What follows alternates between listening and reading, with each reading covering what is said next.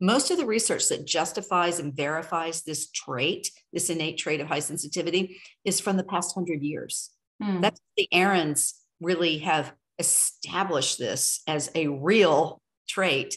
There's lots of research going on today, and they're spearheading the vast majority of it and curating it. But what they did was they looked over where, especially Elaine, looked over the history of psychological research. Where have we seen examples of introversion or neuroticism? Or, there's this funny story of research that was, I think, in the late 90s on animals and pumpkin seed sunfish. The scientists said that some of them were bold and some of them were timid. Oh my. So they've gotten so amazing at looking at other language for this idea of being highly sensitive.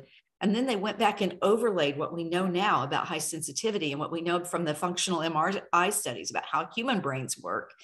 And there's research on over 100 species, but it's all old research. And they've taken it and put this overlay on it. And through that verified that this exists and that it's been talked about. Jung talked about it over 100 years ago, initially.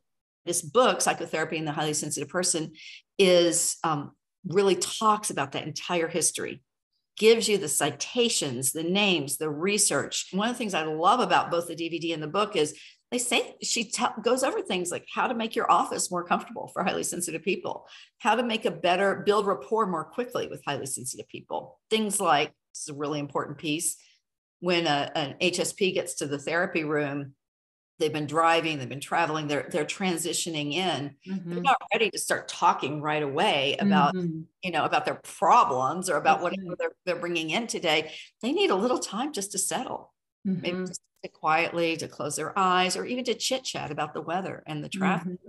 So Elaine lays all this stuff out beautifully.